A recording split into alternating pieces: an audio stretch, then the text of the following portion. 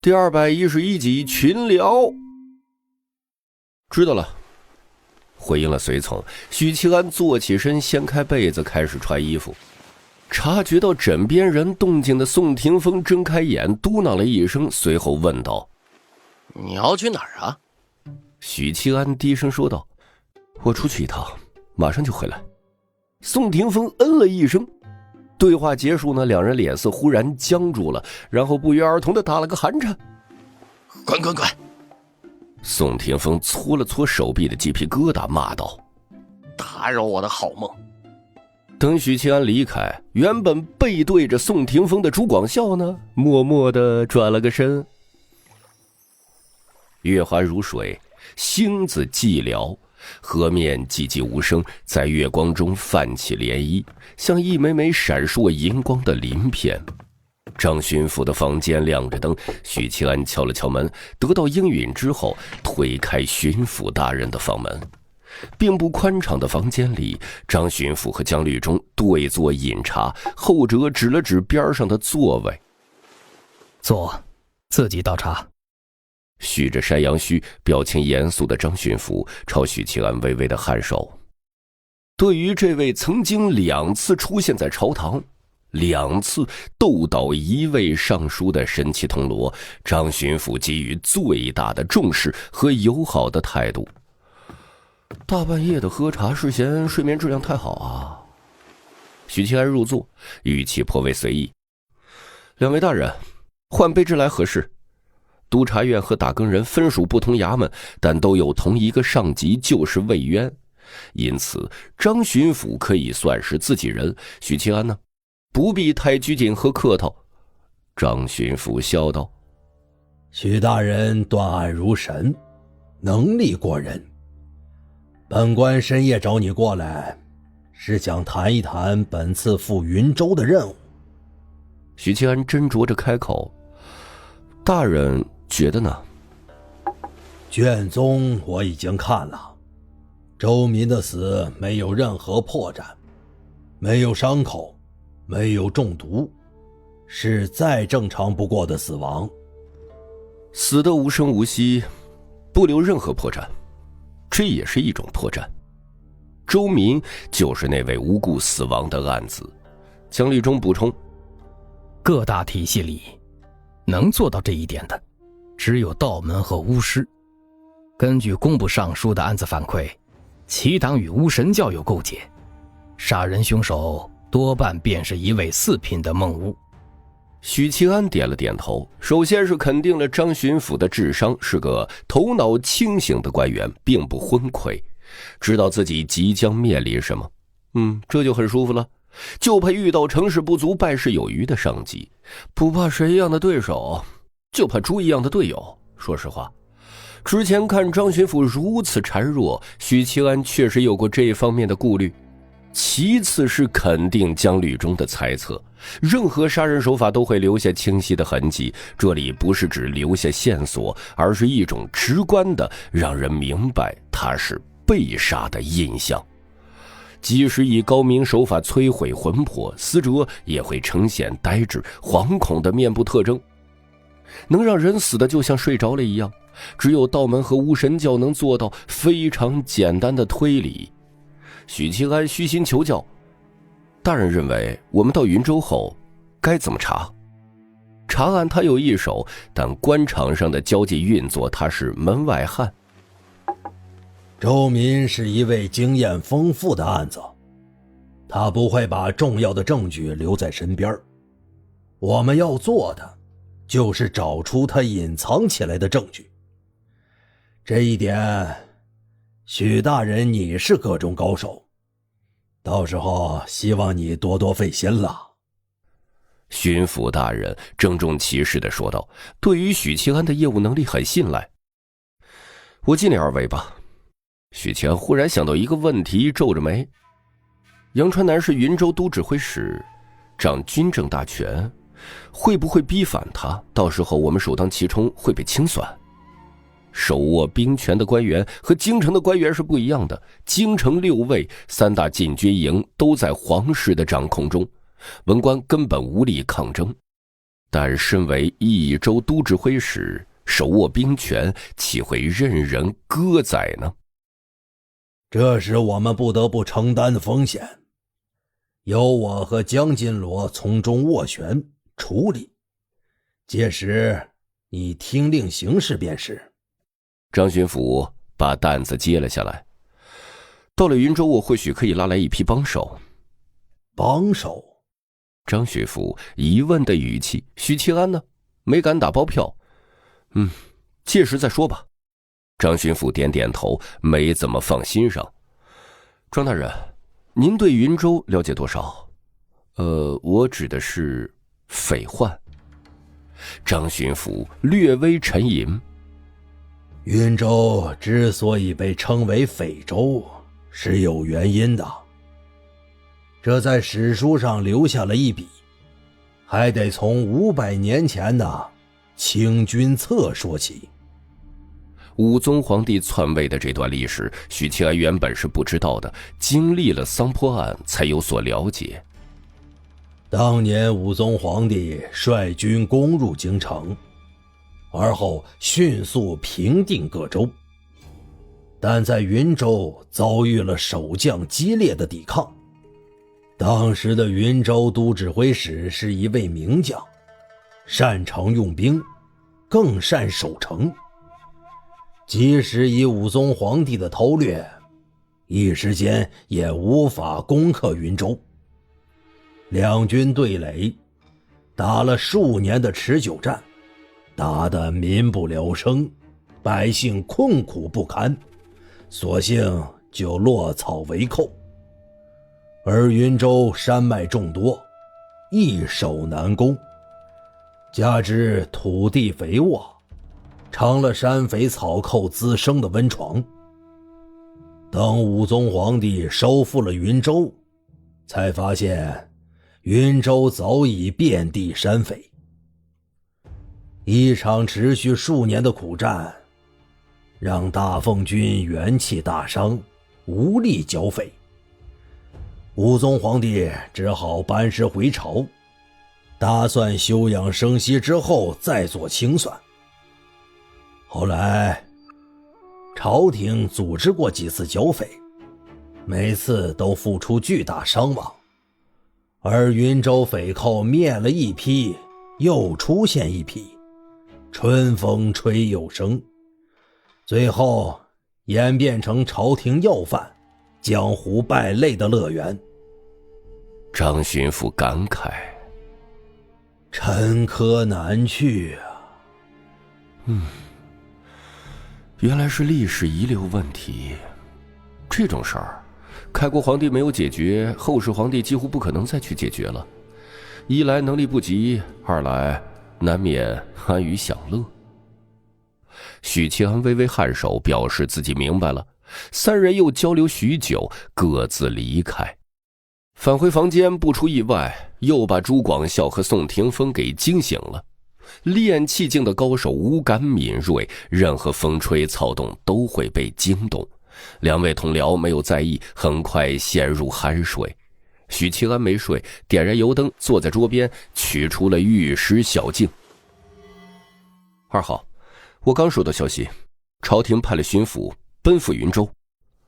深夜群发，委实有点没有道德。地书聊天群的成员都被惊醒了，各自怀着不同的情绪摸出地书碎片，查看消息。三号，你讨厌死了，大半夜的不要打扰我睡觉了。南疆小野妞传书抗议，其他人没有传书，默默的窥屏。与齐党有关？聪明。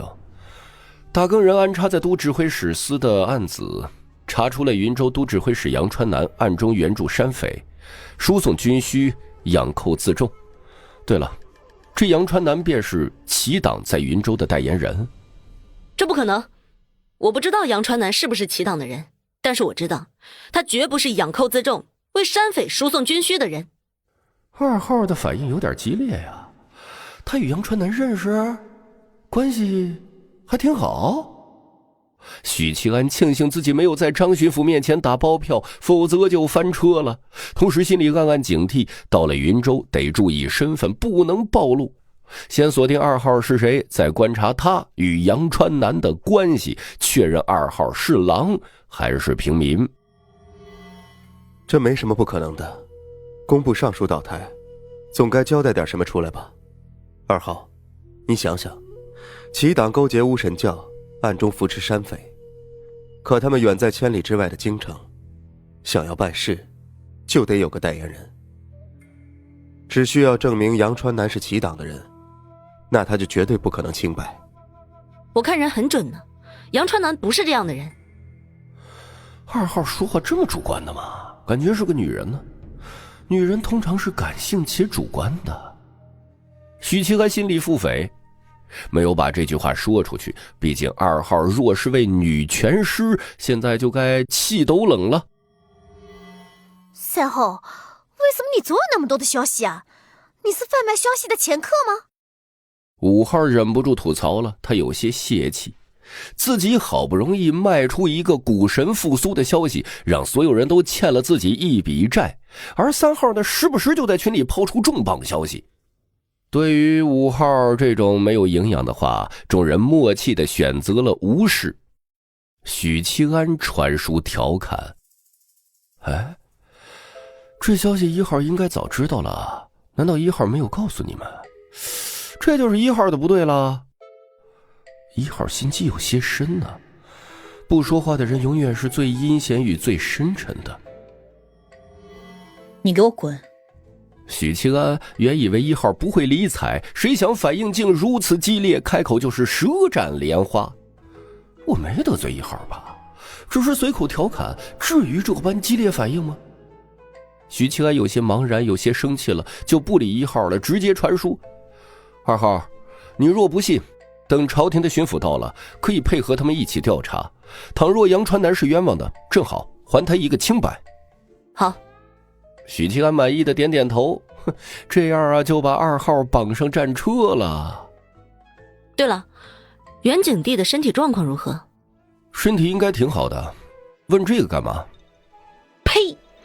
道尊无眼，老皇帝怎么还没死？道尊无眼？这2号是个老愤青了。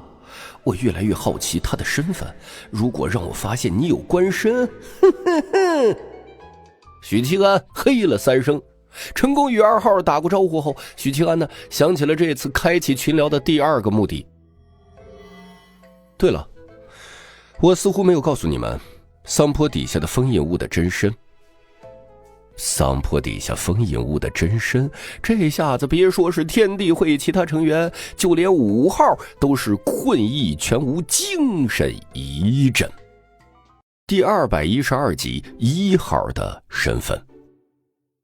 桑坡案结束后，不管是设身其中的6号，还是同在京城的3号、1号以及9号金莲道长，都未在天地会内部公开过封印物的任何信息。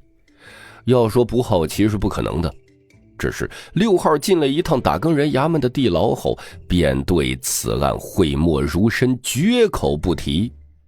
众人一致认为佛门出身的6号对打更人衙门做了某种守密的承诺，其实6号只是不愿再提及这件伤心事儿，而金莲道长呢，更像是一个旁观者，极少主动开启话题，只偶尔的参与谈话。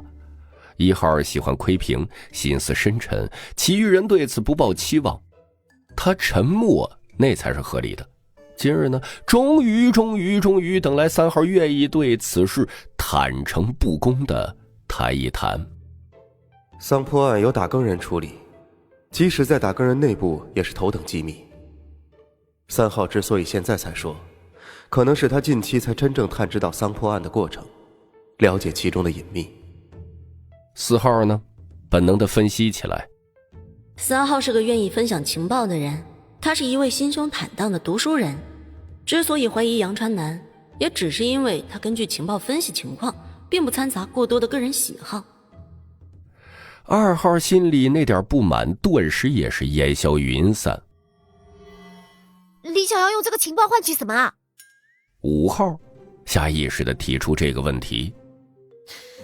这个蠢货！ 4号和2号心里同时怒骂：不需要报酬啊，身为天地会成员不应该时刻的计较得失。这回的情报免费告知诸位。主要是我提及此事便是为了打探神书和尚的身份，再捞一笔的话，感觉有点不做人呢。下次有珍贵的情报我还是要收费的。许七安在心里这样补充。哇，3号可真大方啊，亏我整天想着卖情报。5号惭愧地想，随后呢，他心里闪过一个疑惑。可是这就是3号先开启的模式呀。许七安抬头看了一眼酣睡的2位同僚，确认他们无恙，继续传输。是一只断手，一位顶级高手的断手。断手，这个信息给了天地会众人极大的冲击。他们曾经讨论过关于桑坡封印物，推导出封印物应该是500年前的人物，并由此展开联想，认为那位被封印的神秘强者至少是2品。断手，一只手怎么可能被封印500年？5号心里狂呼不可能，正要传输反驳，忽然想起探索极渊的行动，从古神身上得到了启发，心里一动。如果真的是断手，那么它的主人位格一定很高，能被封印的都是无法杀死的存在。南疆小蛮妞的话给了众人醍醐灌顶般的一击。是的，但凡是被封印的存在都是无法杀的，否则何必多此一举呢？也许吧，就连打更人衙门也不知道断手的真实身份，他最后被妖族的人带走了，我知道的就只有这么多。天地会众人心里腹诽，那你刚才说真身是几个意思呀？咱们不妨将自己知道的顶尖高手汇总，逐一排除，或许能够推测出这位绝世高手的身份。这时候金莲道长出现了，窥屏了许久，关于封印物的话题似乎引发了他的兴趣。可以直接排除道门。不等众人发问，他解释道：道门3宗修的都不是肉身，倘若是道门中的某位前辈被封印，元神可以长留，肉身必然枯萎。那断手血气澎湃，魔焰滔天，绝非道门体系。许七安插了一嘴：术士也可以排除。3号是儒家弟子，他怎么首先排除的是术士而不是儒家呢？许七安的回答让2号和4号略感困惑。古师也可以排除吧，古族几百年没有1品高手了。这时候呢，许七安补充：儒家同样可以排除，这点我无比确认。对，无比确认，因为断手的主人是个和尚，是佛门中人呢。好，那么现在就只剩下武夫、妖族、巫师、佛门4大体系。巫师同样不是以炼体为主，而且我记得上次3号说过，桑坡底下的封印阵法中有佛文，由此推断，佛门参与了封印。我比较倾向武夫、妖族和佛门这3大体系。分析的很有道理。4号的智慧在地书聊天群里出类拔萃啊。许七安没有继续做引导，而是冷静旁观。我熟读历史，500年前的人物又属于大凤皇室势力的，我只知道一个初代监正。当年的资料被抹去了大半，几乎难以考证。然而有一点可以确定，那就是当年的大凤，不说人才凋敝，但肯定是处在虚弱状态的，不然武宗皇帝很难篡位成功。因此呢，500年前的皇室不太可能有2位1品。巫夫体系暂时排除，总爱窥屏的1号在这个时候发生了。500年是一个不可忽视的时间点，除了武宗皇帝发起的清君侧，大家不要忽视了另一个时间。4号秒回：甲子荡妖。桑坡的封印阵法有佛门出力，桑坡案背后有万妖国余孽在谋划，稍加联系便可推测出，那只断手的主人极有可能是万妖国的女皇九尾天狐。许七安有些哑然，因为1号分析的头头是道，极有道理。如果不是他早已知道答案，甚至会觉得这就是正确答案，完全走偏了呀！不是九尾天狐，是个臭和尚呀！哎，等等，许七安敏锐地捕捉到一个点：1号是怎么知道背后推动者是万妖国余孽的？从始至终，他都没有在地书聊天群里说过背后的妖族是万妖国余孽。相反，许七安之前一直认为是镇北王与北方妖族勾结。后来查清之后，他没有在天地会内部过多的讨论桑坡案的细节，毕竟要考虑人设嘛。一个白鹿书院的学子不应该知晓那么多的细节。而因为桑坡案成了无头冤案，案件细节并没有公布，卷宗存放在打更人衙门，委员仅仅向元景帝汇报过。1号知道这个信息的渠道只有4种：一，从元景帝口中得知，老皇帝会与谁说呢？我不能肯定，但绝对只会和身边亲近的人说。2是从我的口中得知。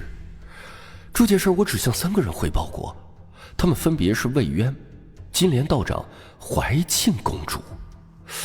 3，从这3人口中得知1号是朝廷中人，地位颇高，且是天地会成员，因此这3人都有可能。4，从打更人衙门的卷宗中得知。许七安一边想着，一边试图引导话题，不能继续偏下去了，否则他瞎嘚吧嘚的这么多的心血就白费了。为什么不可能是佛门中人呢？佛门中人？众人闻言不由得皱眉沉思。为什么会是佛门中人啊？5号帮所有人把疑惑给问了出来。我只是猜测，我对佛门并不了解。京城虽然有一个青龙寺，但没有太顶层的佛门高手，但我觉得佛门应该有炼体领域的功法吧。此外，我不明白，如果是九尾天狐的话，为什么要封印在大凤凰市的桑坡？后一个问题属于历史隐秘，无人能回答，但前一个问题有人可以解答。第213集，佛门。佛门的武僧体系并不比武者差，或者可以说是佛门独有的武者。因为师弟恒慧的死亡，消沉了许久的6号终于冒头了。佛门果然有2个体系，对此呢，许七安早已了解。武僧是佛门独有的武者？是的，在佛门有2个体系，其中一个体系的初始品级是8品武僧，武僧不需要诵经念佛，甚至不需要守戒，只修怪力不修佛心。不过8品武僧的下一个品级是什么，我就不知道了。不需要守戒，不需要诵经念佛的佛门弟子，天地会成员们一头的雾水。不需要守戒，那是不是可以睡女人呢？奇怪的知识又增加了。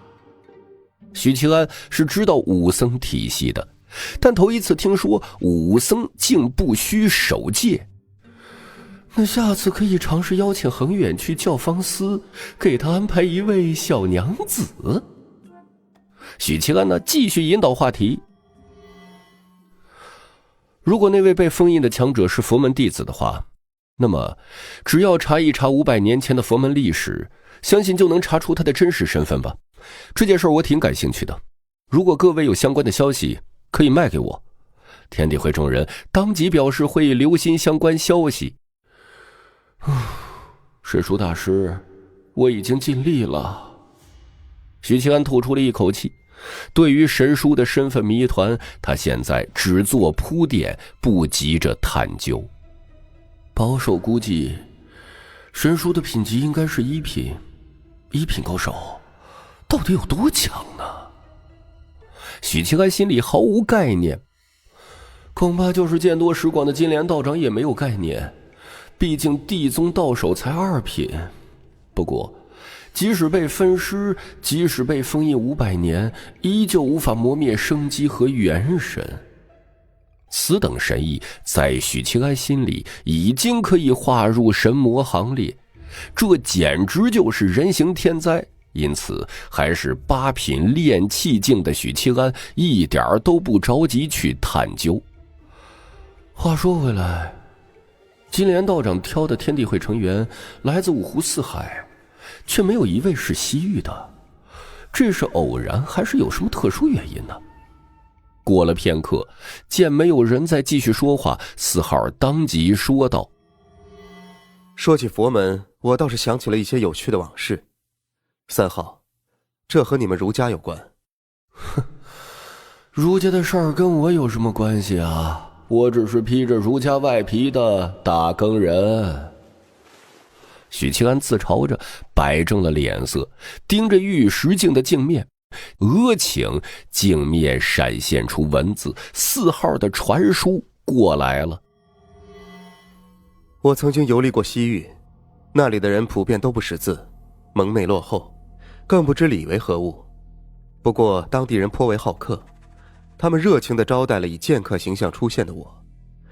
可当我告知当地人读书人身份后，他们对我的态度发生了天翻地覆的转变，谩骂、威胁、驱赶，让我不得不离开当地。而后的游历中，我再也没有表露过读书人的身份。这就是所谓的学渣对学霸的愤怒。许七安没有发表意见，继续等待下一段传书。我以为西域只是单纯讨厌读书人，后来意识到他们不是讨厌读书人，而是讨厌儒家，正统的儒家。这让我想到了以前读史书时的一段记载。500年前的那段历史之后，佛门曾经在大凤颇为昌盛，遍地传教。好景不长，不到100年，朝廷就开始灭佛。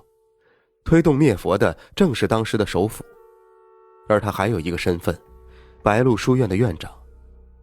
以前的读书人几乎都是白鹿书院出身，儒家正统出现割裂是在200年前。许七安渐入信息，就这啊，当时的大凤是儒家的地盘，佛门要传教中原，儒家出手阻截完全是情理之中。同理，西域憎恶读书人一样合情合理啊，这个瓜吃的没什么意思啊。哼，3号，你最近有些怠惰呀。哦，许七安一脸的问号。那我要不要啃着手指头给你表演一段大脑在颤抖啊？还是说因为在备考春闱，所以没时间读史？我要说的是，当年的那位首辅在灭佛时说过一句话：佛门不灭，天下皆佛，以无之命，断佛之路。时至今日，我仍旧没有明白这句话的真意。佛门不灭，天下皆佛，以吾之命，断佛之路，这是什么意思啊？许七安一头的雾水。也许只是一句鼓舞人心的宣扬。5号问得好。许七安笑了。不，儒家3品是立命境，以吾之命，绝非戏言。4号的话让我想起来了更多的细节。那位首辅叫杜中书，灭佛之后，他踏入了3品立命境。换而言之，他的立命便是灭佛。灭佛之后，踏入了3品立命境。许七安想起了张慎张大儒偶然间与他提及过的信息，儒家的立命境是一个寻找人生目标的过程，因此叫做立命。立命呢，必然是一个积极向上的目标。灭佛后踏入立命境，这就很有意思了，说明灭佛的确是一个正面的积极的目标。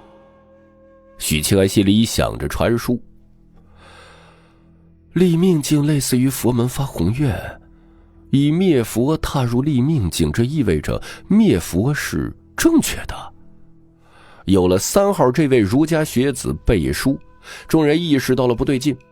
佛门不灭，天下皆佛，这或许不是一句戏言，背后牵扯着更深层次的内幕，而非争地盘那么简单。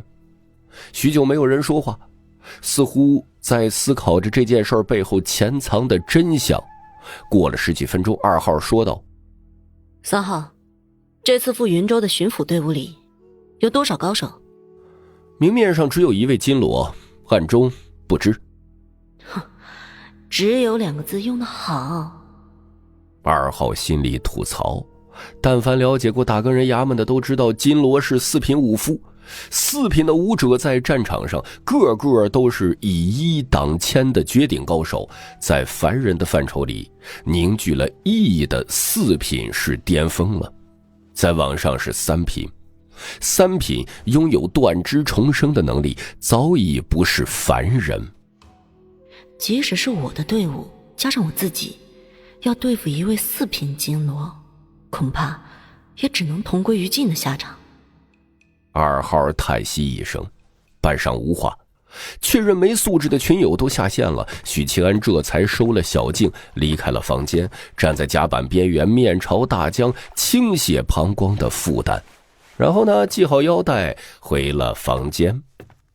第214集血光。次日天蒙蒙亮，许清安醒过来，左顾右盼，看见2位同僚在搬运气机吐纳炼气。大家都好努力啊，每天都这么元气满满。许清安坐起身，伸了个懒腰，精气神3者为一体，当气机盈满，上中下3个丹田，精神力便会暴涨。这个时候呢，意味着可以观想准备突破炼神境。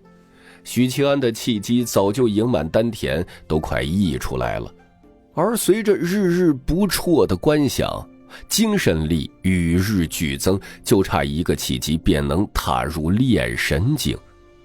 这个契机怎么来，许清安还不知道，魏渊也没告诉他，因为魏爸爸不知道许清安的修为精进的如此的神速，一直以为看中的小铜锣还在搬运契机阶段。察觉到许清安醒来，朱广孝和宋霆锋停止了吐纳，前者说道：等结束云州之行，衙门发了赏银，我就能攒够娶媳妇儿的银子。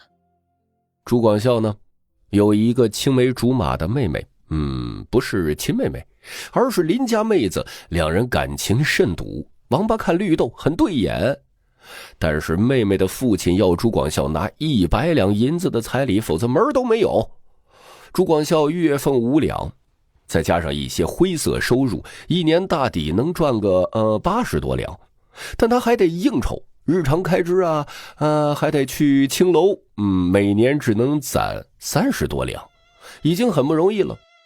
毕竟去青楼消费属于刚需啊，普通人尚且有需求，何况是血气方刚的武者。我操，你他妈别插旗呀！像你这样的，我上辈子在电视里没见过1000，也见过800了。许清安翻了个白眼。恭喜恭喜，广孝早日成亲。宋霆锋说完，瞥见许清安腰间挂着一只漂亮的紫色香囊，绣着白色的荷花。哎，宁燕，这是福香送的？不是。许清安任由他摘了香囊。你小子不会也有未婚妻了吧？宋霆锋微微睁大他的眯眯眼，酸溜溜的。没有。许清安夺回香囊，重新躺下，紫色的香囊悬在鼻尖，轻哼着曲子。她只是我的妹妹。妹妹说紫色很有韵味。宁燕为何不娶妻？朱广孝表达他的疑惑。在他看来，许清安不但深受魏公的赏识，还曾得到陛下黄金1000两的赏赐，前途啊，还有前途两开花。本身呢，也到了娶妻生子的年纪。宋霆锋评价，他和我一样，都是浪子。滚！我们不一样。许七安躺在床上，双手枕着后脑勺叹息。再适应一段时间吧。来到大凤满打满算才3个月，他还无法定下心来完全适应呢，所以才流连教坊司，流连浮向温暖的床，但没有成家立室的心理准备。朱广孝微微颔首，建议：这得看你对未来妻子的要求。要求啊，大波浪长头发的。宋霆锋皱了皱眉：你这个要求好奇怪。许七安看了他一眼，这是3个要求。洗漱完毕，许七安吃了早膳，敲开了江律中的房门。什么事儿？江律中坐在桌边，看着一份云州的地图，他一双宛如鹰眼的锐利目光给人极大的压迫感。修行方面的问题想请教江金罗。许七安呢，捡了块糕点塞进了嘴里。怎么晋升炼神境啊？关于这一点，许七安以前的认识是循序渐进，自然而然。当累积到相应的程度，就可以自然晋升炼神境。但从楚采薇晋升炼金术师的要求中，他得到了启发。回顾五符体系，发现从炼金境晋升炼气境也是有要求的，不得破身。很简单，当你精神力强大到一定程度，眉心会胀痛，便是你晋升炼神境时。至于晋升的方法，一旬不睡。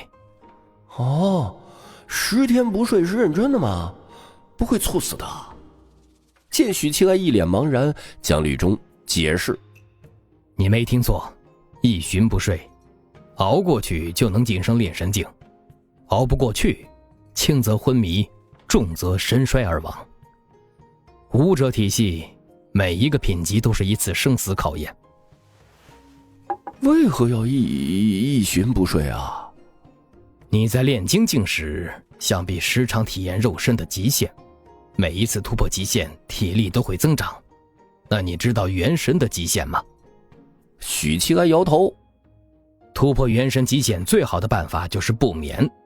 1旬只是一个大致的标准，每个人的极限是不同的。将来你尝试晋升炼神境，你会有切身的体会。身体不会吃不消吗？所以炼精和炼气也是在为炼神打基础，包括你平日的观想、凝练元神强度，同样是在增加晋升炼神的几率。说到这里呢，江律中笑呵呵的。你还早呢，武道之路最重要的是跋山涉水的意志，不能好高骛远。江金罗说的有理。许七安赞同的点头。我已经是炼气巅峰了。江律中愣住了，他用一种难以置信的目光盯着许七安看了几秒，不悦道：莫要说笑，我记得你加入打更人时还是炼精境，哪有人3个月不到就炼气巅峰？不会是真的吧？许七安的耸了耸肩。若非如此，我问你这个做甚啊？我先告辞了。许七安离开江律中的房间，留下金罗大人独自坐在桌边，喃喃道：这不合理呀，这不合理呀。魏公他知道吗？一晃过了6天，许七安人生中第一次坐船远航的感受是，他大爷的吧！甲板上，宋霆锋无精打采地眺望江面，看着过往的漕运船只，说道：明日便能抵达禹州，江金罗答应我们休整1天，老子吃鱼都要吃吐了。禹州盛产铁矿，是出了名的富，人杰地灵的，想必教坊司的美人也是水灵灵的。一位铜锣附和道：许七安是不关心教坊司的美人水灵不水灵，他只想早点下船，然后去吃一顿好的。隆冬的季节，蔬果本来就缺，更何况是漂在水上呢？这段时间是顿顿吃鱼，顿顿吃鱼，吃的他现在看到鱼就倒胃，差点患上了厌食症。这时呢，趴在护栏边的许七安目光无意中瞥见迎面而来的一艘官船，甲板上有几个穿皂衣的吏员。同样注意到了许七安所在的这艘官船，在看到甲板上几位穿打更人制服的铜锣后，吏员们明显的慌了一下，做出下意识的后退，然后迅速的稳住情绪，依旧保持原样，但没有再看这边一眼。看到我们之后下意识的慌乱，这是心虚的表现。虽然做了补救，表现的还算镇定，但目不斜视的作态反而更彰显了心虚，是天然的害怕打更人吗？老警探许七安心里狐疑的想着，对面官船上吏员们的反应简直就是他学习心理学时最经典的心虚反应。保险起见确认了一下，许七安伸手在怀里轻抠御史小径背面，取出儒家书院的魔法书，撕下记录旺气术的一页。而今呢，魔法书里最多的就是旺气术。当日押送金吾卫百户周赤雄进京，许七安厚着脸皮问张慎讨要法术，以补充日渐消耗的魔法书。楚采薇呢，当时也在场，成为了技能输送大户。至于为什么都是旺气术，因为该术简单容易记录啊。嗤的一声，书页燃烧中，许七安眼底迸射出青光，眺望前方的官船，他看见了一片鲜红的粘稠的血光。在旺气术的定义里，杀人者在杀完人后会在一段时间里沾染上血光。第215集，检查趸船。许七安吃了一惊，连绵成片的血光，那艘官船上全员恶人啊！但他没有鲁莽地做出判断，因为运河上时常闹水匪，这些吏员也有可能刚刚击退了试图劫掠的匪徒。那艘是什么船？怎么跟我们的不一样？许七安望着越来越近的官船，随口问着身边的同僚。在场老铜锣不少，见多识广，辨认过后回答：那是趸船，看旗帜似乎是禹州来的。趸船是那种平底的大船，多用来运载货物。许七安哦了一声，目光微闪间继续问：禹州附近有闹水匪吗？宋霆锋吃的笑了起来，手搭在许七安的肩膀。这里距离禹州阙关不过半日路程，你见过有在衙门口拦路打劫的？那就没问题了。许七安点了点头，仿佛确定了某些事的语气。什么没问题了？劳功勋没问题了。许七安看了一眼宋霆锋，见两船即将擦肩而过，飞快地说道：霆锋，立刻回舱去找江金罗，就说有急事。他接着扫过甲板上的7、8位铜锣，那条船有问题，你们跟着我行动。说完，他朝着侧面那艘趸船大喝道：停船！声音滚滚在江面回荡。趸船上的吏员们竟丝毫不予理会，假装没听见，甚至有船工悄然调整了风帆的角度，趸船斜向远离打更人所在的官船。这一下子，其他铜锣也觉察到了不对劲，还未等他们开口，便看见许七安在护栏一撑，脚下甲板咔嚓断裂，他整个人像炮弹一般激射而出，瞬间横跨过数十米的距离，稳当当的落在趸船的甲板上。咔嚓一声，甲板断裂声不绝于耳，7、8位铜锣接连跃起，靠着夸张的弹跳力和鼓荡气机，也跃上了趸船。见到一众铜锣入侵趸船，甲板上的几个吏员脸色微变，悄悄按住了后腰的刀柄。几位大人，船舱里疾步奔出一位络腮胡汉子，身穿衙门差服，戴着高帽，脚上一双黑色长靴。他环顾了甲板上的铜锣们，抱拳说道：有何贵干？许七安没有说话，仔细观察着他们的微表情和细微动作。朱广孝沉声说道：你们是什么衙门的人？卑职是漕运衙门的护船捕头，护送一批铁矿进京。络腮胡汉子回答，他们身上穿着差服，印着水浪的纹路，正是漕运衙门的差服。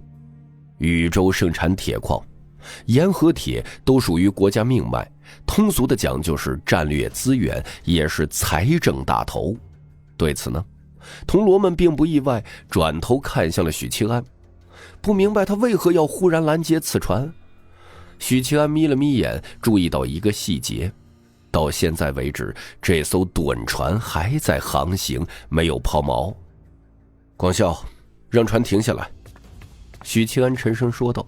朱广孝当即去了船尾，将巨大厚重的船锚踢入水中，趸船缓缓地停了下来。待这位沉默寡言的同僚返回，许七安质问：刚才为何不停船？这……络腮胡汉子面露难色，低声说道：大人们稍等。他返回船舱，额请将几张银票折叠好，隐晦地递过来，陪笑。卑职知道，不管在哪里，只要见到打更人衙门的大人们，都得孝敬。卑职刚才不懂事，想蒙混过去，罪该万死，请大人们恕罪。许七安瞄了一眼，都是50两面值的银票，总共大概300两。他这是以为我们阻拦船只是为了收受贿赂。在场的打更人反应过来，又好气又好笑。打更人虽然不是太干净，但也没到雁过拔毛的程度。不过打更人的风评的确很不好，这要归功于文官们日复一日的泼脏水，把打更人塑造成了魏渊的鹰爪，干着残害忠良、贪赃枉法的恶行。读书人最拿手的就是用笔杆子诛心。宁燕，朱广孝皱着眉头，将目光投向许七安。包括他在内，众铜锣并不相信许七安是为了银子拦截趸船。这个会为了一名不相干女子刀斩银罗的家伙，讨不讨人喜欢另说，但是人品是值得肯定的。络腮胡汉子见久久无人接银票，心里一沉。他不觉得自己应对有什么问题，但似乎打更人们并不买账。带我去船舱看看。许七安跨前几步，凝视着络腮胡汉子。这个时候，许七安站在了所有铜锣的前方，他右手不经意地附在身后，迅速打了一个手势。手势隐蔽而细微，但身后的铜锣们悄然地绷紧了神色，因为这个手势是打更人衙门的专业手语，意思是准备行动。带我去查验一番。许七安提出要求。好，您请。络腮胡汉子一口答应下来。答应的也太痛快了吧！正常来说不应该抗议一句漕运的事不归打更人管。哼，也可以是他怂。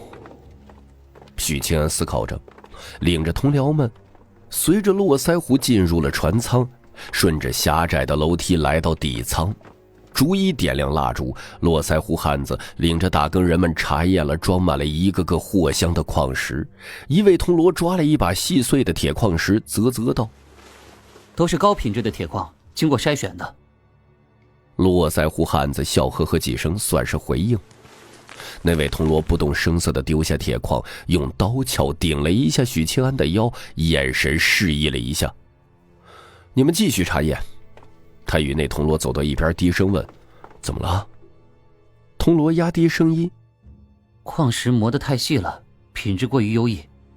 许清安没懂，这是运往京城的，有什么问题？铜锣看了眼不远处的众人，收回目光。我前些年查过一起公布的贪污案，便是与铁矿有关。矿石是以重量来计算的，而不是品质。官员为了攫取利益，中饱私囊，会在铁矿中掺杂碎石或劣质的铁矿冲量。只要把握一定的度，就不会有问题。就是说，这里的铁矿品质太好了。许七安点了点头。查验之后没有异常，众人返回船舱。许七安又提出要求：把你们的文书交给我看看。络腮胡顺从地取来漕运衙门签发的文书，确认无误后，许七安说道：途中没有遇到什么状况吧？哪能啊，这才刚离开禹州。那你解释一下你头上的绿光血光是什么意思啊？许七安心里这样想着，然后他边走边观察船舱。络腮胡汉子全程陪同，有问必答，态度好得出奇。一直到了伙房，4名伙夫坐在小木渣上，沉默地看着许七安等人。灶房的箩筐里存放着许多时令蔬菜，看起来颇为新鲜。现在看到菜叶子就两眼放绿光了，在船上吃了好些天的鱼，又腥又难喝。他扫过4名伙夫，对吧？一名伙夫瞥了眼络腮胡汉子，目光交接，心领神会，露出谦卑的笑容。是啊，河里的鱼难免会有土腥味儿，大人金贵不适应也正常。像我们这些常年在水上讨生活的，早就习惯了。你不懂得去鱼腥味儿。许七安含笑点头。4名伙夫从许七安意味深长的笑容里品出了些许古怪。络腮胡汉子毅然试探道：他话没说完，下巴就被这位铜锣从下往上顶了一掌，牙床碰撞，崩出了一口碎牙。紧接着，那位铜锣以极快的速度捶了他胸口2拳，砰砰的，气力贯穿后背，撕裂拆服。络腮胡汉子被锤得飞了出去，撞在墙壁上，软绵绵的尾盾倒地。突然出手的许七安不再关注他，回头一个扫腿，扫断一名伙夫的肋骨，然后以武者的力速双 A 锤断了剩余3名伙夫的胸骨。整个过程不超过5秒。尽管如此，灶房内的打斗依旧吸引了外头双方的注视。许七安喝道：拿下船上所有人，留活口！早就得到手势提醒的铜锣们反应极快，毫不犹豫地出手，打翻一名名船工吏员。对于人均练气境的打更人而言，制服一群身手还算不错的吏员，不比许七安揍许灵音难多少。这时呢，许七安察觉到一股强盛的气机降落在甲板上。为保络腮胡汉子跳水逃脱，他拎着一起出了船舱，来到甲板。江律中皱着眉头，沉吟不语地望着他。许七安转头看了眼自己官船方向，发现张巡抚也被惊动了，站在甲板上眺望这边，表情凝重。这艘趸船也是官船，属于禹州官府。许七安这番作为与水匪无异，若没有一个说得过去的缘由，此事不好处理。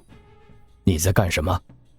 江律中投来问询的目光，瞄了眼许七安手里的络腮胡，他一眼就认出那是漕运衙门的差服。这艘船有问题，但具体是什么事儿不好说。这是禹州漕运衙门的趸船，押送的是铁矿。江律中点点头。你怎么发现他有问题的？第216集坚守自盗。我用司天剑的望气术观测过，他们所有人都带着血光。在望气术的定义里，血光代表着什么呢？阅历丰富的金罗毫无疑问是知晓的。你怎么会望气术？江律中问了一嘴，转头看向官船，朝着甲板上一位出来看热闹的白衣术士张开了手掌。无形的气机扭曲了空气，将那位手舞足蹈的白衣术士射来趸船。看一看他们的气数。江律中温和地说道。白衣术士皱了皱眉，表达自己的不悦。身为高傲的术士，即使面对一位高品武夫，他也有着威武不能淫的底气。许七安催促：傻愣着干什么呀，快点！白衣术士乖顺地点头。沉默片刻，眸子里溢出了青光。他仔细地观察船舱，额颈收敛了青光，说道：的确血光滔天。江吕中眸子一下子锐利起来，保险起见，他问：还有什么其他的异常吗？有，许七安自然是有把握才动手的。还有几点比较可疑：一，船舱里有打斗的痕迹，是最近才有的；二，这些人并不是常年水上讨生活的人，因为他们连怎么去除河鱼的土腥味都不知道；三，他们过于心虚了，不管是初见我们时的慌张，以及后来不管我提什么要求，他们都毫无怨气的满足。哼，以我对丽媛的了解，都是一些混不吝的，即使不敢得罪打更人，但如果真的问心无愧，那应该是有恃无恐的抱怨几句。毕竟漕运可不归打更人管，而他们的表现是一副恨不得把我们应付过去的做派，有求必应。不会出鱼腥味儿，连这种细节都能记在心里，许宁燕果然是查案的天才。江吕中心里感慨，表面不动声色的点头，考虑得很周全，做得不错。随后呢，他又问道：此地距离禹州只有半日路程，他们身上沾染血光，手头又有着人命，但如何在禹州附近杀人？晚上，江吕中稍一沉吟，便想明白了。按照现在的时间推断，这艘趸船正是夜里从禹州出发，趁着夜色杀人，不会惹人注意。片刻后，打更人们把船上所有人都聚集在甲板，个个五花大绑。朱广孝抱拳：船上总共62人，尽数在此。江吕中点点头，看向捕头打扮的络腮胡，沉声说道：唤醒他。唤醒的过程很粗暴，朱广孝一个大力抽射，把络腮胡给射醒了，悲惨地呻吟着。这位伪装成漕运衙门护船捕头的男人扫了一圈后，明白了自己的处境，顿时面如死灰。他仍旧无法相信自己就这么败露了，到底是哪里出了问题？我问你答，隐瞒或欺骗一次，切一根指头。江吕中不夹杂感情的声音响起。络腮胡抬头看去，撞见那双仿佛能看穿内心的锐利眼眸时，身子颤了一下，趴伏在地上。你的真实身份？草民方鹤，江湖散人，在禹州组建了一个黄旗帮讨生活。讨生活？包括杀害衙门吏员，抢夺朝廷铁矿？不是，大人，小人是收钱办事。只是小人这么干的，正是豫州漕运衙门的钢运使。他告诉我们，今夜有一艘去往京城的趸船，里面装载着铁矿。他让我们杀了船上的护船卫，侵吞下这艘铁矿。钢运使是什么东西啊？许七安脑子里一连串的问号。加入打更人之后，渐渐开始接触官场，许七安时不时的就会被乱七八糟的官名给弄得脑子一团浆糊。钢运使谋划的这一切，打更人们无声地用视线交流，揭露出了震惊之色。就连江吕中神色也严肃起来，显而易见，他们遇到了一起监守自盗的大案。这不合理啊！许谦摇了摇头，提出了疑问：为什么是让你们杀人夺船？如果只是想侵吞铁矿，没必要如此。与衙门里的吏员合作，远比和你们谋事更安全。江吕中看了他一眼，解释道：各州的漕运衙门分为排案司和钢运司两个系统。排案司负责运河的管理及漕粮、盐铁等物资的验收和入仓，钢运司负责随船押运。就是说，钢运司的官员想侵吞铁矿，只有在水上动手。许谦点了点头。所以，为了彻底掩盖罪行，就让护船的卫队和船一起消失，这样钢运司也成了受害者。江吕中继续问道：侵吞铁矿后如何处理？络腮胡子摇了摇头：我们只负责把铁矿送到云州，路线是从禹州出发，绕过沙洲，抵达云州后，自会有人负责接头。云州？江吕中脸色顿时一变。他们又是云州这个鬼地方。对了，漕运衙门归工部管，而工部是齐党所掌握。齐党勾结巫神教，暗中为云州输送军需物资，这一切倒也能对上。只是输送物资便罢了，输送铁矿，细思极恐啊！与你们接洽的是谁？听你的口气，已经不是第一次这么干了。今年总共干过3次，共运往云州10万斤铁矿。江吕中又问了几个问题，而后吩咐道：你们留在这艘趸船，转舵跟随，随我一起去禹州，看好这些人犯。然后呢，又对许庆安说道：带着他跟我回船。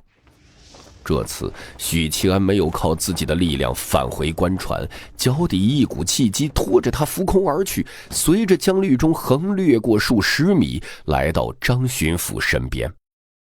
出了什么事？为何阻截官府趸船？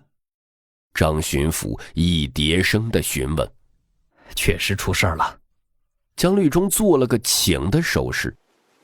巡抚大人随我入屋。江吕中把许庆安的发现、络腮胡汉子方鹤的交代一五一十的转述给张巡抚之后，当着张巡抚的面重新审问了方鹤。听完方鹤的供词，张巡抚露出了凝重之色。除了钢运司的钢运使，还有哪个官员参与其中？小人就不知道了。张巡抚看向许庆安：你先把他带下去，然后回来，本官有些事要与你们商谈。他这句话的意思已经完全把许庆安当成可以谋事的同等级的人物，而不是单纯的下属。许庆安把方鹤带出房间，交给宋廷峰和朱广孝，要求两人务必看好，然后回了房间，关上门。张巡抚见他回来，神色严肃：你们怎么看？卑职有一个疑惑。等江吕中和张巡抚望来，许庆安说出自己的看法。工部尚书已经倒台，身为齐党，本该风声鹤唳，收敛爪牙观望才对。为何禹州的漕运衙门却在这个风头浪尖继续为云州输送铁矿？另外，云州匪患即使再猖獗，终究是上不得台面的山大王。工部输送器械、火炮等军需也就罢了，连铁矿也要偷偷的往云州运，这是山匪能吃得下的吗？这是要干嘛呢？张巡抚闭着眼，指尖轻扣桌案。齐党与巫神教勾结，为云州输送军械、火炮，还有铁矿。盐、铁、火药是大奉禁止外流的禁品。他先是顿了顿，继而身子一震，睁开眼，面露骇然之色，缓缓吐出：造反谋逆。齐党为云州大量输送军需，如今再加上铁矿，如果不是为了造反，实在想不出其他可能了。只是扶持山匪的话，何须如此？想到这里，张巡抚站了起来，在房间里来回踱步，时而看看江吕中，时而看看许七安。许宁燕呐，你又给本官出了个难题。途中遇到这事儿，必定耽误行程。他嘴上这么说，表情和语气却没有半点责怪，反而有着担忧和振奋交杂的古怪表情。大人将此事回禀京城，可谓大功一件。这其中少不得你的功劳。张巡抚用力拍着许七安的肩膀，先不提云州之行的结果，单凭他发现了这案件就是大功一件。即使是云州之行一无所获，也够弥补了，甚至还有功呢。而这一切都是因为许七安嗅觉敏锐的功劳。片刻后，他冷静下来，重新坐回椅子，思考着目前的状况。摆在他面前的是3条路：一，假装这事儿没有发生，继续赴云州，免得节外生枝；二，派人伪装成护船的漕运衙门卫队，胁迫方鹤冲锋陷阵，去会一会在云州接头的人；三，前往禹州漕运衙门处理此案，缉拿幕后主使。第一个选择直接排除，第二个选择太耗费时间，走水路去云州得先绕过沙洲，没10天半月到不了，这和他们的行程安排不符。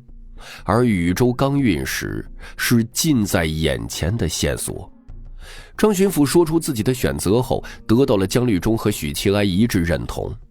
在此时的张巡抚看来，有他们2人的支持就够了。正午时分，官船抵达禹州最大的漕运码头，缓缓靠岸。趸船一靠岸，立刻引来脚夫们的注意，蜂拥而来。但在看到全副武装的虎贲卫押解着一干漕运衙门的护船卫时，又害怕地退走了，留下一部分虎贲卫看管船只。张巡抚和姜律忠带着浩浩荡荡的人马直奔禹州漕运衙门。第217集推理。漕运衙门分为2个系统，排案司和钢运司，最高级别的官员是转运使正四品，管理着漕运衙门里里外外近1000人。漕运是朝廷所有衙门中最有油水的。元景20年，朝廷曾经推行过卖官，卖的都是漕运相关的职位。张巡抚一边带路一边沉声说道：到了元景22年，卖官鬻爵的政策被魏公和王首府联手取缔，但只是2年，滥竽充数进来的蛀虫便多到令人发指。时至今日，仍有一群尸位素餐之辈窃居高位。许七安对张巡抚的愤慨不甚在意，反而从他的话中提取出了一些耐人寻味的点。需要魏渊和王首府2个死敌联手压制那个卖官鬻爵的人是谁呢？毫无疑问是元景帝。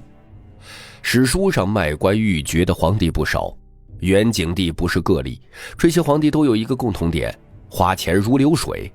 而且呢，史书上对这类皇帝的评价都不会太好，至少对这种行为抱着抨击的态度。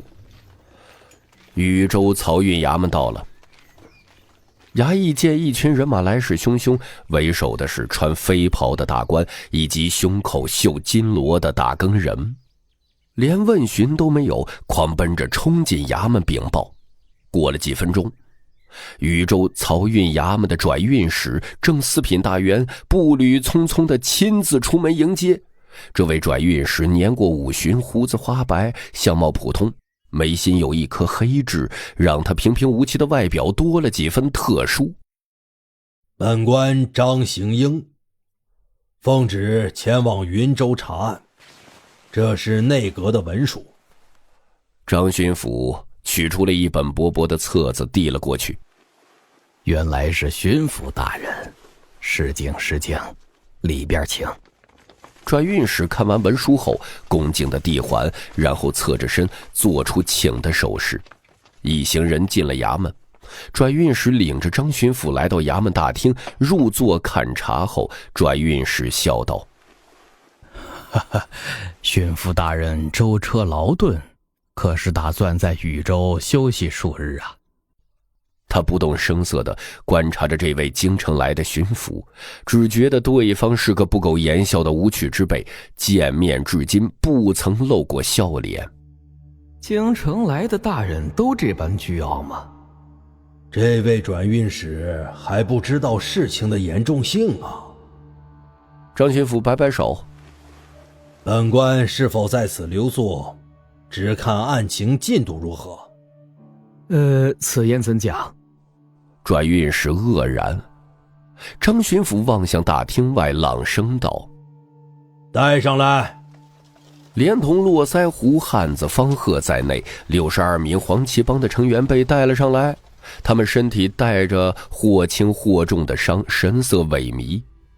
看到这些人，转运使既惊讶又茫然地站了起来，指着他们看向张巡抚：这些人是怎么回事啊？为何穿着我漕运衙门的差服啊？这就是本官拜访转运使大人的原因。当下，张巡抚将事情经过详细的告知转运使，后者听完已是面无血色，一屁股跌回座椅。这可如何是好？如何是好啊？哼，这养鸡功夫也太差了吧！跟我在京城打过交道的官员相比，这位转运使简直就是个青铜啊！许七安一边心里吐槽，一边观察着转运使的神色、细微动作。张巡抚沉声说道：转运使大人，本官问你，此案你是否知情？转运使呢，急忙摇头，努力辩解：本官并不知情啊，巡抚大人。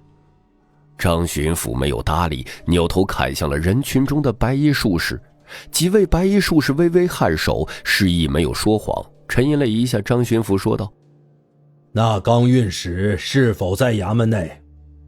转运使这才将注意力转移到罪魁祸首身上，愤怒于自己麾下竟出了一位二五仔，沉声说道：刚运使严凯今日休沐，不在衙门，本官立刻带巡抚大人去捉拿此僚。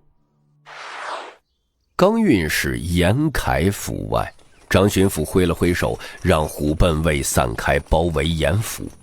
同来的漕运衙门转运使杨木华也带了20名捕手。待虎贲卫散开后，江律中直接带人破门而入，将府上所有家丁护卫通通按倒。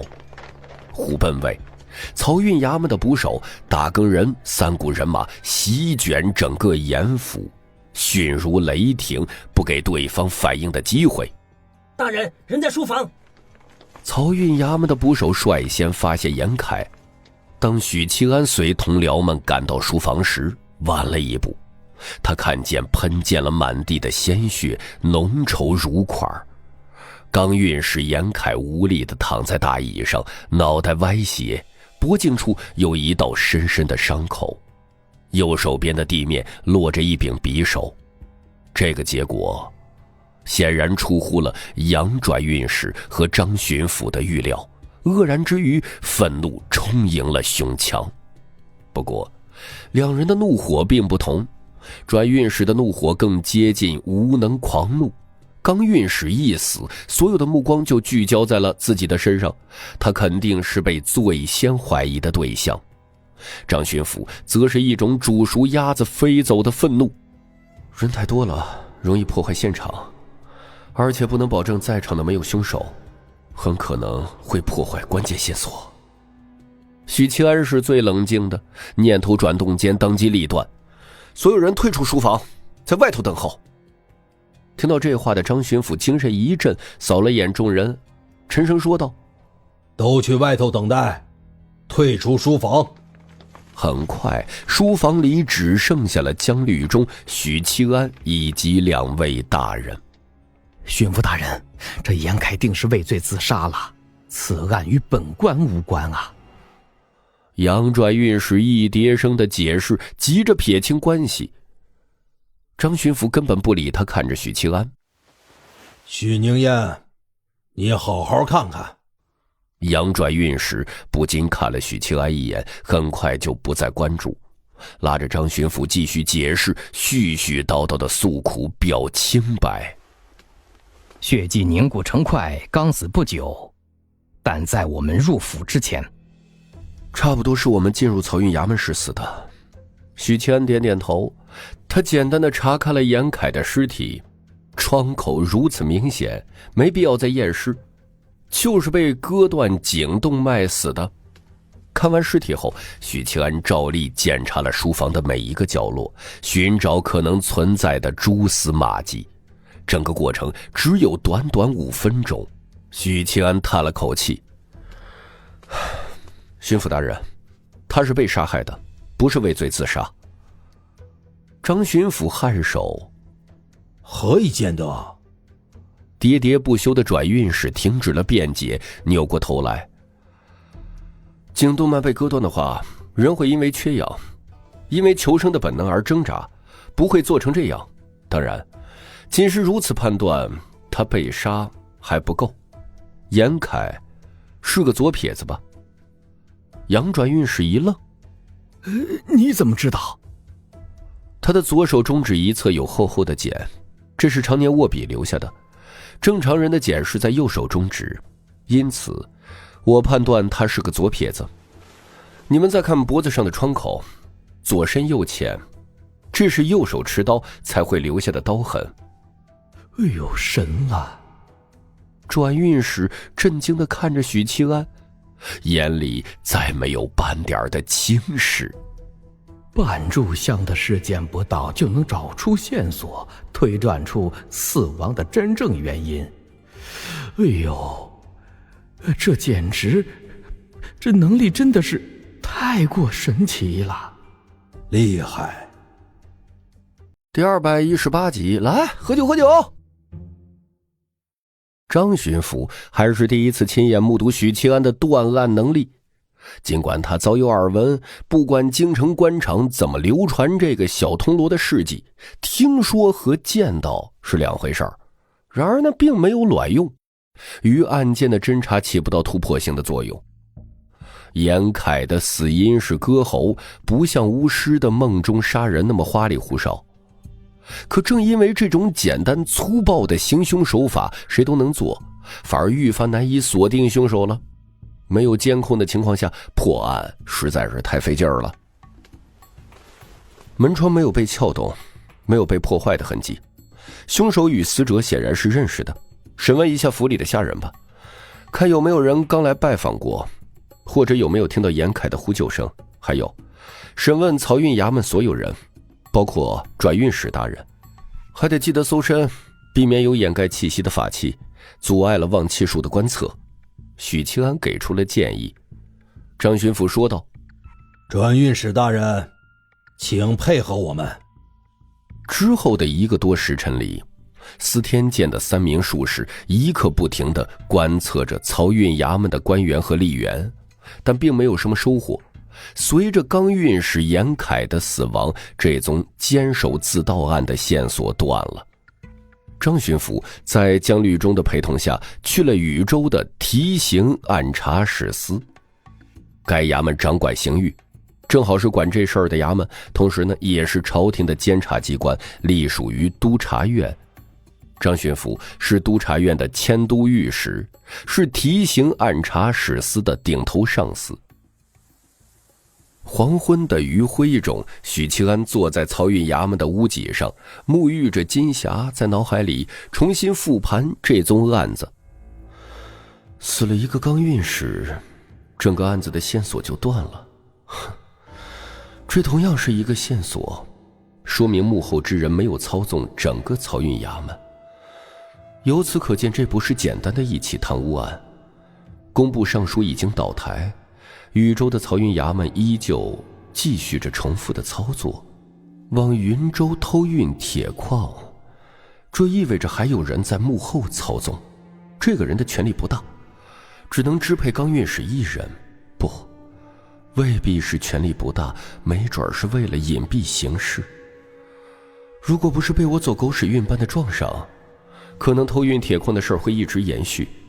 既然有偷运铁矿，那会不会有偷运官盐和硝石的？得让朝廷好好查一查各州的漕运衙门了。这趟云州之行，恐怕比想象中的还要危险呢。许七安忧心忡忡地想着，忽听底下有人喊他：“走，去教坊司乐一乐。”宋霆锋站在庭院里朝他招手：“不去，老子正在思考正事呢。”许七安没好气地说道：“宋霆锋呢，循循善诱：“去吧，听说禹州的教坊司女子很懂得伺候人。”哼，成天就知道教坊司，小心一辈子升不了职。许七安恨铁不成钢的回应。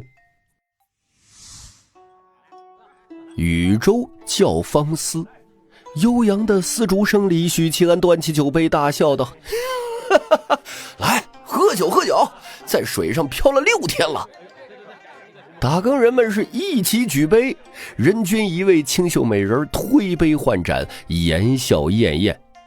许宁燕果然跟着来了，对此宋霆锋并不意外，应该说是都在预料之中。在京城的时候，许七安从来不主动去教坊司，都是宋霆锋提议，然后他和朱广孝一起跟着去。有时候呢，许宁燕在修炼就破口大骂：“宋霆锋，你但凡有点良心，就别打扰老子修行。”骂完拍拍屁股跟着去。禹州的教坊司与京城不同，占地面积没那么大，不过临河而建，6个院子，2座高楼，胜在景致优雅。荡漾的水面将红灯笼的倒影扭曲，丝竹管乐之声飘荡在院子里，飘荡在波光粼粼的河面。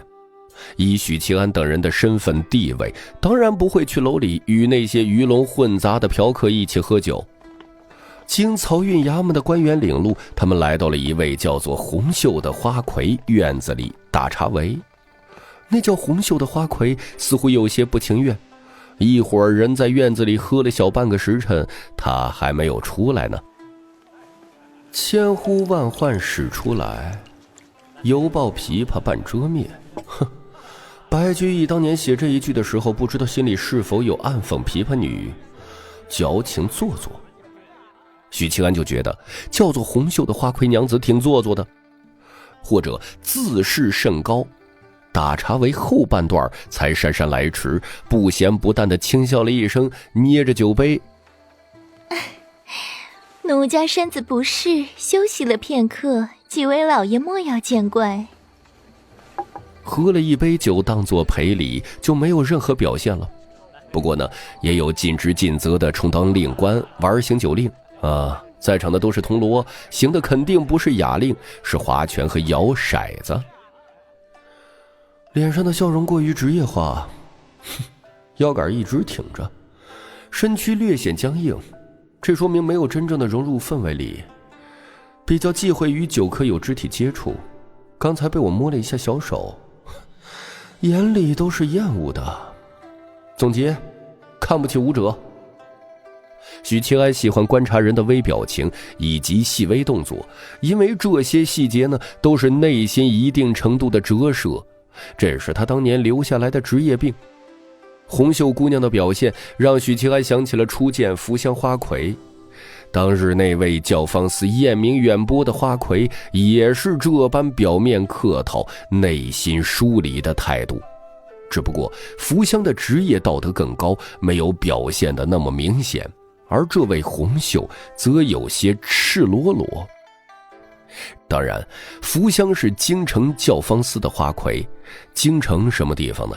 达官显贵云集，岂是禹州能比？除了职业道德外，容貌方面，红袖自然是极美的，有着江南女子的柔美和娇柔气质。说话呢，总是带着呀呢之类的尾音，软糯的，跟谁说话都像是在与情郎交谈。红袖温婉笑道：“奴家为几位老爷弹奏一曲吧。”红袖娘子的琴技在禹州教坊司可谓一绝，来了咱们禹州教坊司，一定要听听红袖娘子的琴音。那位漕运衙门的官员登时吹捧道：“这就像给远方来的贵客介绍家乡的特产，怎么好听怎么说。”一曲弹罢，漕运衙门的官员笑呵呵地端起酒杯：“几位大人，如何呀？”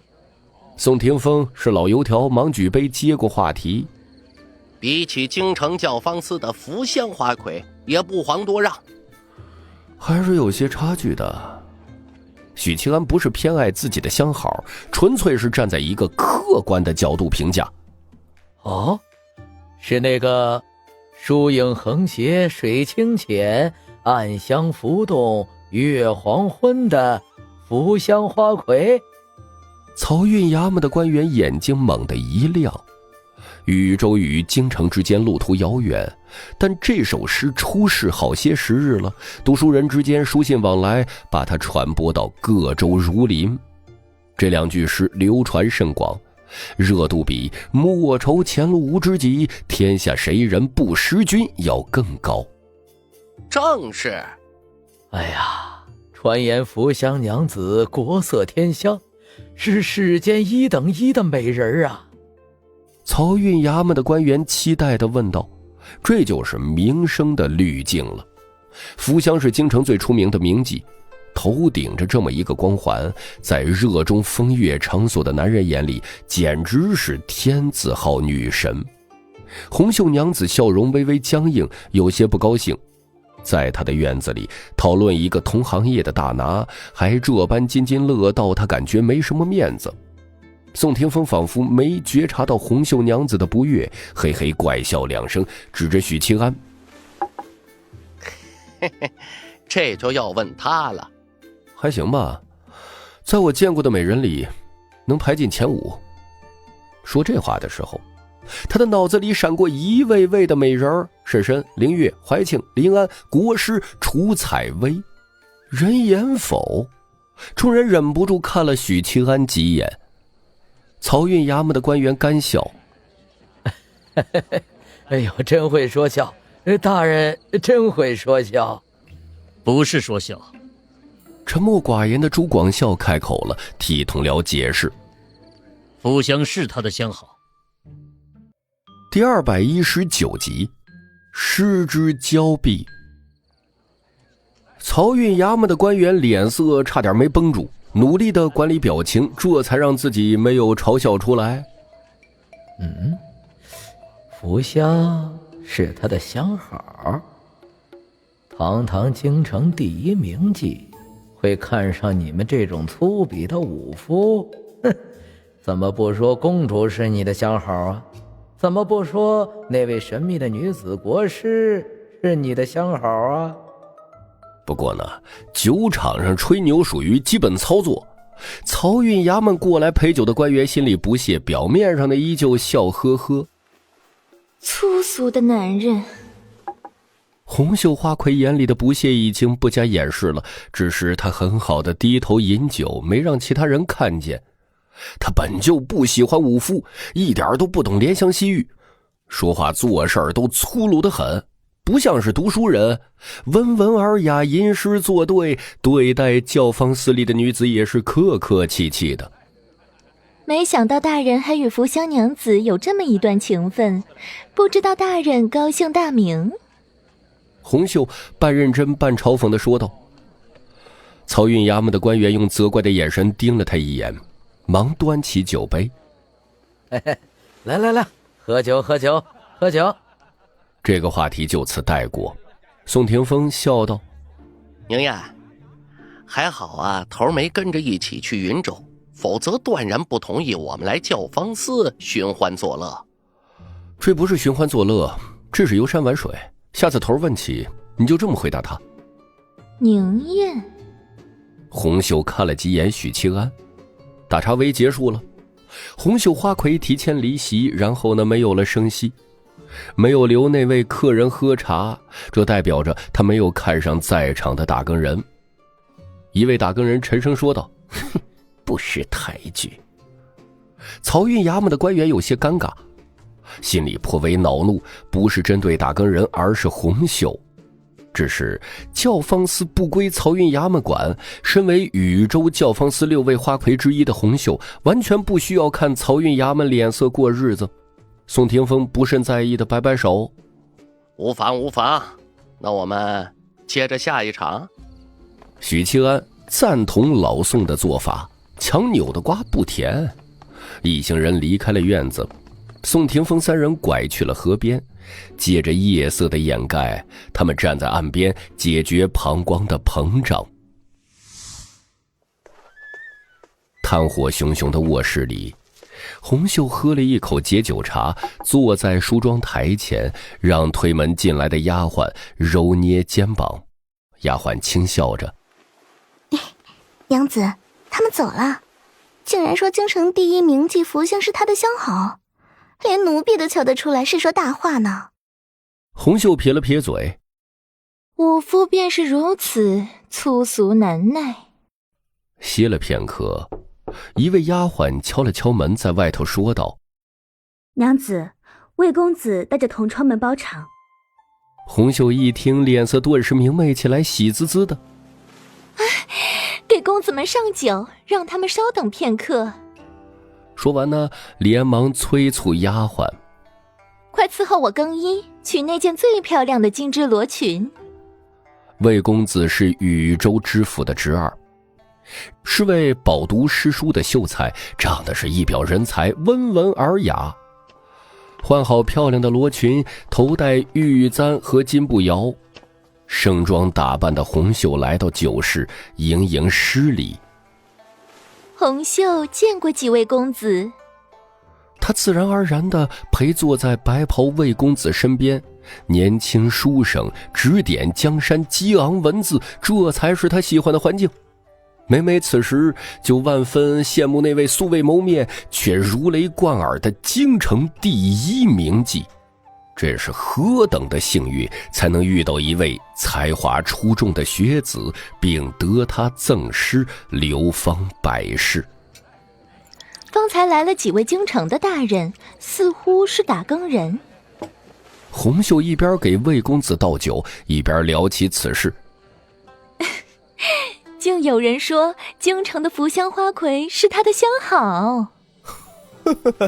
这可真是有趣，福香娘子怎么可能看得上粗鄙的武夫？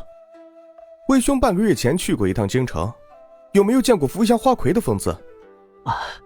惭愧，打过3次茶围，只见过1次福香花魁。白袍的魏公子说到这里，露出了痴迷之色。暗香浮动，月黄昏，人如其名，倾国倾城啊！有位公子哥当即问道：福香花魁有相好的？我倒是想起了一些事。当日打茶围时，我与席上酒客闲聊，他说福香早已不接客了，每日打茶围的客人络绎不绝，只为一睹芳容。但是有一人频繁出入影梅小阁。福香的院子便叫影梅小阁，据说此人就是福香的相好。在场的公子哥们心里一动，那首暗香浮动月黄昏的作诗人。魏公子感慨：除了他还有谁啊？顿了顿，他环顾众人，以分享秘密的语气说道：此人身份非同一般，这首诗流传甚广，大凤如林，人人皆知。可为什么诗人却名不经传，甚至无人谈起？你们就不觉得奇怪吗？这下勾起了众人的好奇心，纷纷猜测。身份敏感，不能与人言。红袖花魁眸子亮晶晶的旁听，对那位诗人的身份最好奇的就是他了。那是一位能让教坊司女子脱胎换骨的才子。等同伴七嘴八舌的讨论片刻，魏公子压了压手，场面顿时静下来。他摇着头：因为那人的真实身份是一位打更人，并不是读书人。竟是如此！众人大惊，旋即恍然。难怪如林丝毫不宣扬那位诗人的身份，默契的选择遗忘，原来是一名打更人，而不是读书人。打更人？说者无心，可是听者有意啊！红袖的一颗心倏地沉了下去。他张了张嘴，涩声问道：叫什么名字？魏公子侧目看了眼美人儿。许七安，字宁燕。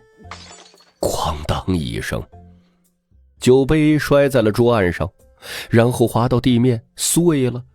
众人纷纷看向红袖，这位美人脸色煞白煞白，目光呆滞，像一朵没有生气的纸花。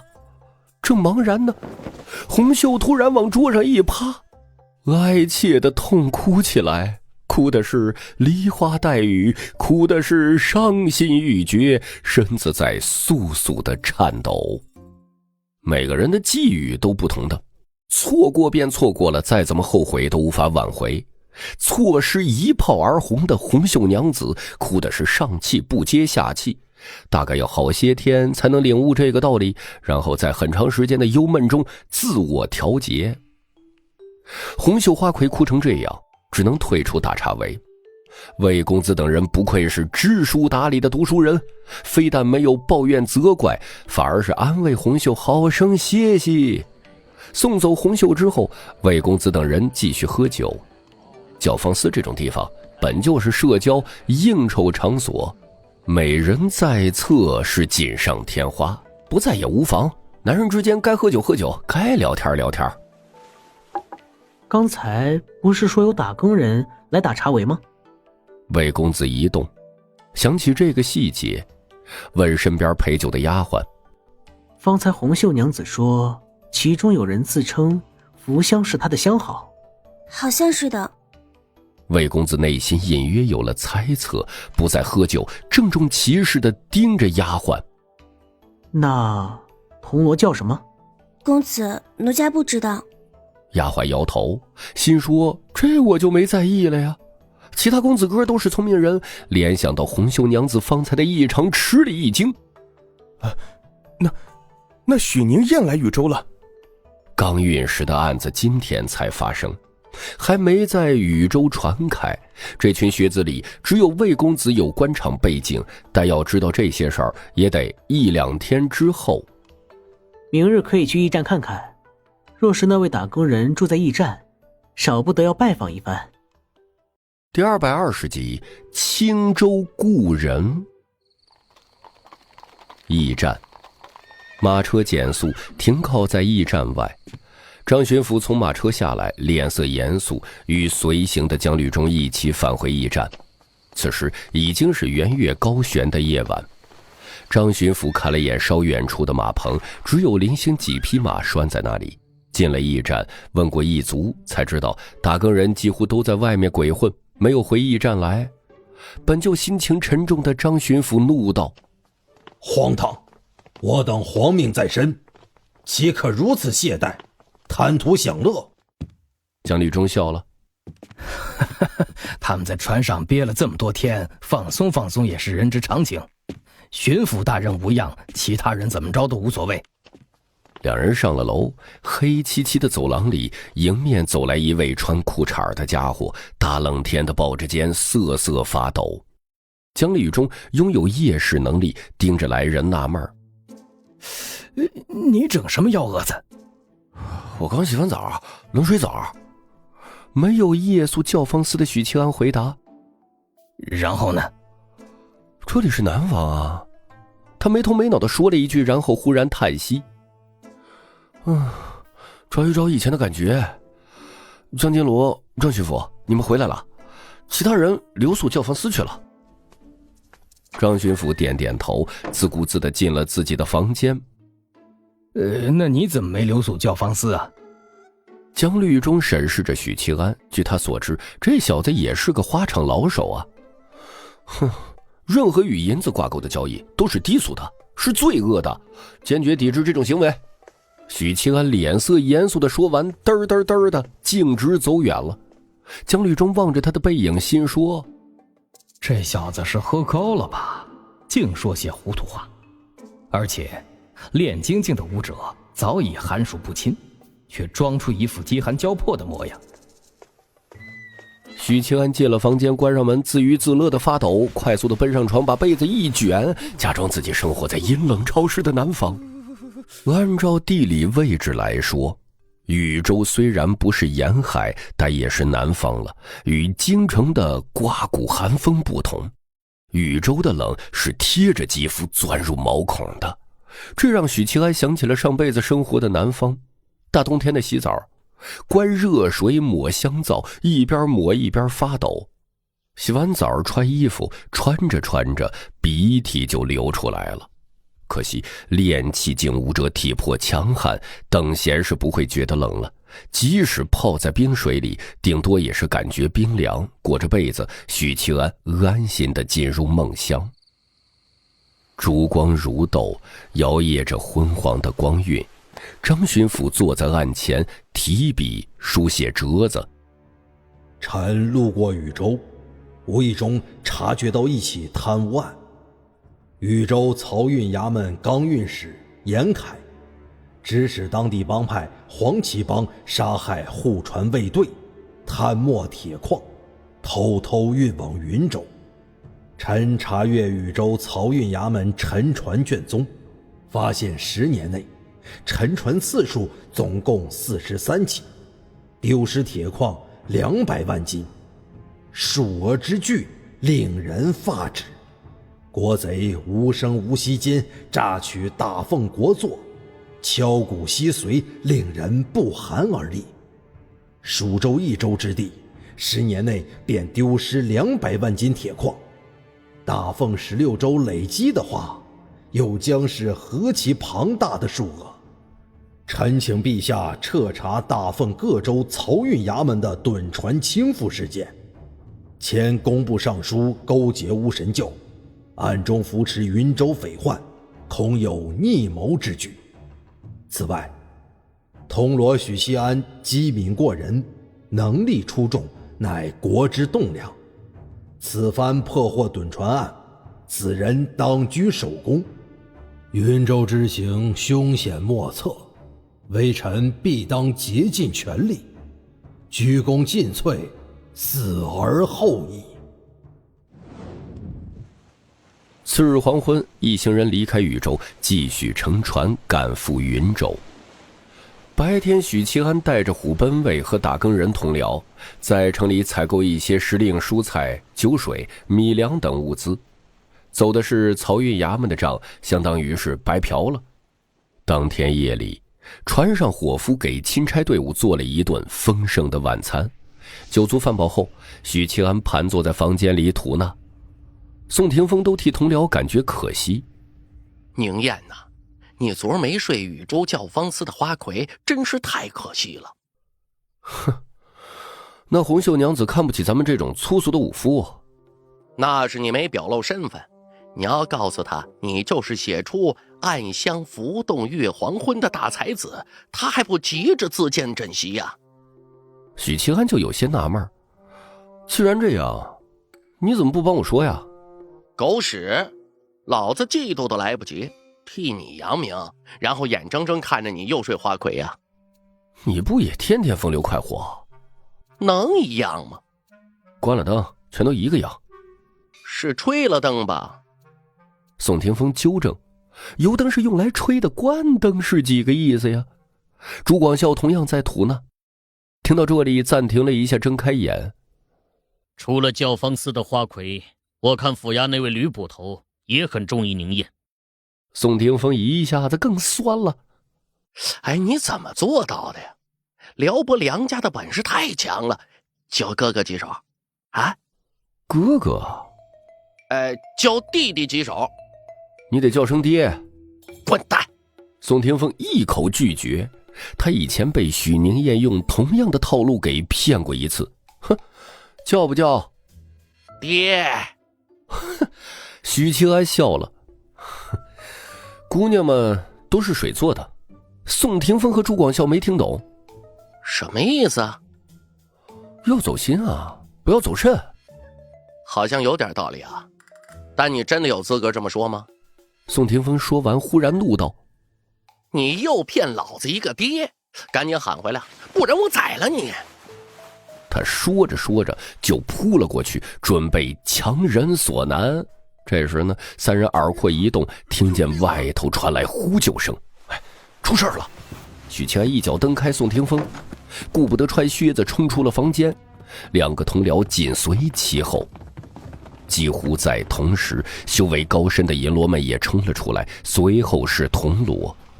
夜里没有行船，停泊在一处水流平缓的地带，漆黑的水面，一个虎贲卫的汉子使劲地扑腾，时而沉入水中，时而用力地钻出来。他看起来是会游泳的，但水底有什么东西拉住了他，死命地把他往水里拖。哼！船舱里传来江律中的冷哼声。那落水的虎贲卫一下子像是解除了束缚，浮上水面，没有继续往下沉。甲板上的打更人丢下绳索，把他拉了上来。这个时候，又有许多虎贲卫从舱底冲了上来，披肩执锐，神情紧绷。没事了，只是有人落水。许清安扭头安抚了一句，接着转头审视着落水的汉子，看见了他脚踝处有一个青紫色的手印。一位银罗问他怎么回事，他是江律中麾下的银罗。本次带队的是金罗江律中，除了许清安这个被魏渊指派历练的，其余打更人都是江律中麾下。至于宋霆锋和朱广孝，则是许清安拉着一起来的，因为出差的补贴太诱人了，而且又有立功的机会。那汉子吐了几口水，很快就恢复了，只是脸色有些惨白，估计是被吓的。卑职喝多了酒，刚才跑到上面来放水，忽然听见水里有人叫我，低头一看，是已故的老母，不知道怎么回事，想起老母亲抚养我长大的点点滴滴，悲痛万分，就跳了下去。落水后，卑职就清醒了。即使老母化作了鬼，又怎么会在这里出现呢？那东西死死地抓住我的脚，把我往水底拖。是水妹。一位经验丰富的船工有些惊恐地说道：人死后尸体化作的阴雾，经常诱拐路人落水。这运河每年不知道要死多少人，阴气日积月累，催生出水妹在所难免。大人们夜里还是不要出来了，水妹从不上岸，只要不到甲板上就不会有事儿。